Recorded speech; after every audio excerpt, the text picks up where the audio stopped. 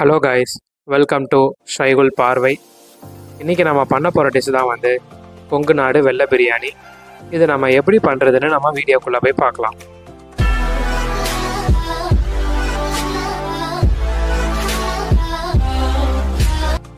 First நம்ம கொங்கு நாடு பிரியாணி பண்ணுறதுக்கு ஒரு பேஸ்ட் ஒன்று பண்ணணும். அதனால் ஃபஸ்ட்டு நான் ஒரு 10-15 சின்ன வெங்காயமும், அதுக்கப்புறம் 4-5 பூண்டும், அதுக்கப்புறம் 2 இஞ்சும், அப்புறம் 2 பச்சை மிளகா, பட்டை, கிராம்பு, ஏலக்காய் எல்லாமே போட்டு இதை நம்ம அரைச்சி நம்ம ஒரு பேஸ்ட் மாதிரி எடுத்துக்கலாம்.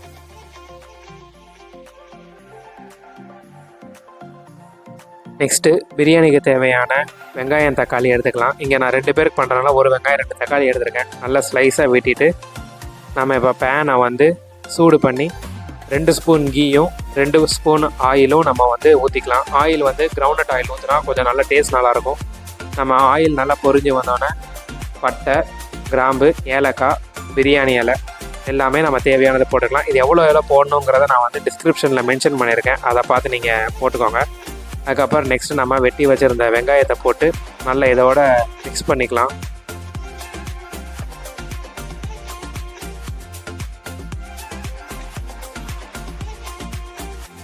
நெக்ஸ்ட்டு வெங்காயத்தோட தக்காளியும் போட்டு நல்லா மிக்ஸ் பண்ணிக்கலாம். கொங்குநாடு பிரியாணி பண்ணும்போது வெங்காயம் வந்து ரொம்ப ப்ரௌனிஷாக ஆகிடக்கூடாது. அது கொஞ்சம் வந்து ப்ரௌன் ஆகிறதுக்கு முன்னாடியே வந்து தக்காளி போட்டு நல்லா மிக்ஸ் பண்ணிடுங்க.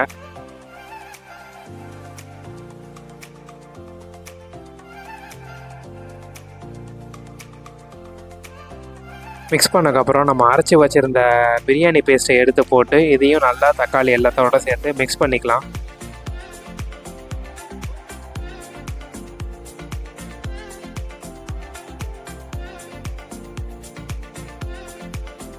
அப்புறம் மசாலா வேகிறதுக்கு ஒரு 2 டீஸ்பூன் ஆஃப் வாட்டர் ஊற்றிக்கோங்க. அப்படி இல்லைன்னா வந்து ஒரு 1/2 கப் வாட்டர் ஊற்றிட்டு அதுக்கப்புறம் இதோட மல்லியும் புதினாவும் நல்லா சின்ன சின்னதாக சாப் பண்ணி போட்டு அதையும் நல்லா மிக்ஸ் பண்ணிடுங்க.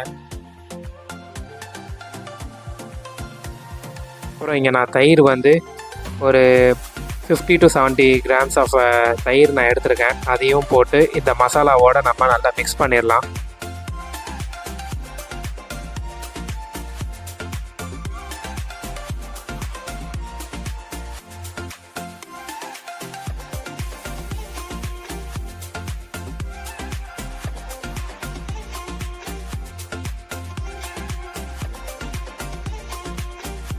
நல்லா மசாலா கொஞ்சம் வெந்தோன்னே நான் இங்கே வந்து ஒரு 600 கிராம்ஸ் ஆஃப் சிக்கன் எடுத்திருக்கேன். அதை போட்டு நல்லா மிக்ஸ் பண்ணிக்கலாம். நான் வந்து என்ன தப்பு பண்ணிட்டேன்னா சிக்கனை ரொம்ப சின்னதாக வெட்டி வாங்கிட்டேன். நீங்கள் வந்து கொஞ்சம் சிக்கனை வந்து கொஞ்சம் பெரிய பெரிய பீஸாக போட்டுக்கோங்க. இதுக்கு வந்து லெக் பீஸ் நல்லாயிருக்கும். நீங்கள் ஒரு 4-5 லெக் பீஸ் வச்சு பண்ணாலுமே இது டேஸ்ட் நல்லாயிருக்கும். ஸோ சின்ன பீஸாக வந்து ப்ரிஃபர் பண்ணாதீங்க, கொஞ்சம் பெரிய பீஸாக இருந்தால் கொஞ்சம் நல்லாயிருக்கும்.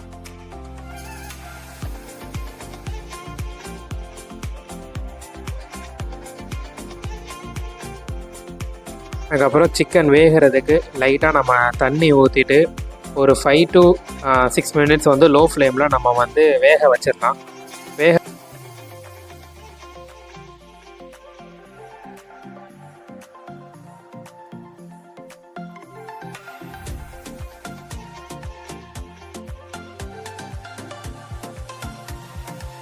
ஸோ சிக்கன் வந்து ஒரு 60% கிட்ட வெந்துருச்சு. வெந்தோடனே நம்ம வந்து தேங்காய் பால் வந்து ஒரு 1 டம்ளர் கிட்ட ஊற்றிக்கோங்க.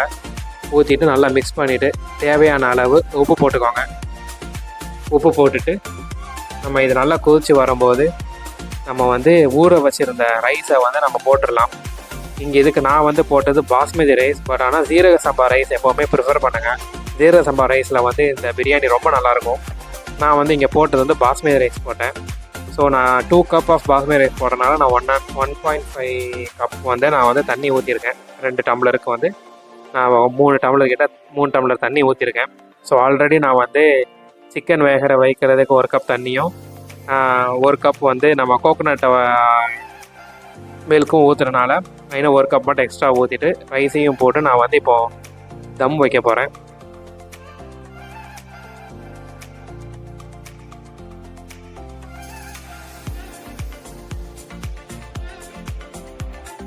நல்லா நீங்கள் ரைஸோடு நல்லா மிக்ஸ் பண்ணி விட்ருங்க. ரைஸும் தண்ணியும் ஒரு 5 மினிட்ஸ் வந்து நல்லா கொதிக்க விடுங்க. தண்ணியும் ரைஸும் வந்து ஈக்குவலாக வரும்போது நம்ம வந்து தம் வச்சிடலாம்.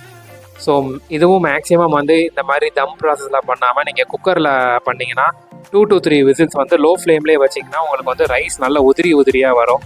நான் ஆல்ரெடி எப்படி தம் வைக்கணுங்கிறத வந்து என்னோடய மட்டன் பிரியாணி வீடியோவில் நான் போட்டிருப்பேன், அதை பார்த்துக்கோங்க.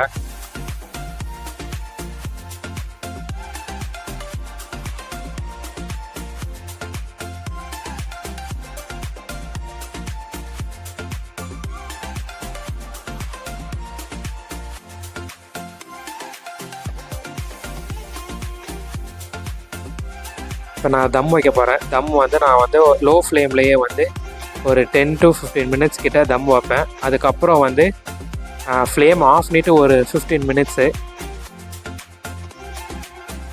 பிரியாணி எப்படி வெந்திருக்குன்றத பார்க்கலாம். பாருங்கள், இது நல்லா வந்து சைடில் இருந்து கிண்டி விட்டுக்கோங்க. அப்போ தான் வந்து ரைஸ் உடையாமல் வரும். நான் இங்கே வந்து பாஸ்மதி போட்டு நான் தப்பு பண்ணிட்டேன். இதை வந்து சீரக சம்பளம் போட்டிருந்தேன், இதோட பர்ஃபெக்டாக வந்திருக்கும். ஸோ நீங்களும் வீட்டில் ட்ரை பண்ணி பாருங்கள், எப்படி வந்துச்சுங்கிறத நீங்கள் கமெண்ட் பண்ணுங்கள். So thank you guys.